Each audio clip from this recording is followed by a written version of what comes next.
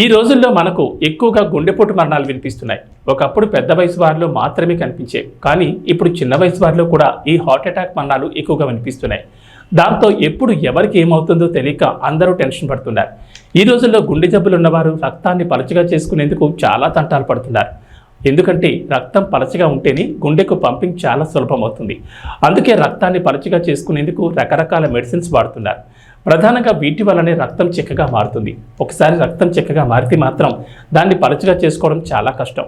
కాబట్టి రక్తం ఆరోగ్యంగా ఉన్నప్పుడే లైఫ్ స్టైల్ని మార్చుకోవాలి. కాబట్టి ఆయిల్ లేకుండా, ఉప్పు లేకుండా ఎక్కువగా రా ఫుడ్ తీసుకుంటే చాలా మంచిది. ఉదయం పూట అలాగే సాయంత్రం పూట ఎక్కువగా ఉడకని ఫుడ్ తీసుకోవాలి. ఒక మధ్యాహ్న సమయంలో మాత్రమే ఉడికిన ఫుడ్ తింటే బెటర్. అంతేకాకుండా అందులో ఉప్పు లేకుండా చూసుకోవాలి. ఒకవేళ వేసుకున్నా కూడా మోతాదు కంటే తక్కువ వేసుకుంటేనే బెటర్. ఇక బయట ఫుడ్స్ పూర్తిగా మానేయాలి. ప్రాసెస్ చేసిన ఫుడ్స్, ఆయిల్ ఎక్కువగా ఉండేవి అస్సలు తినొద్దు. ఇలా ఫాలో అయితే 1-2 నెలల తర్వాత మెడిసిన్ మానేసినా ఇబ్బంది ఉండదు.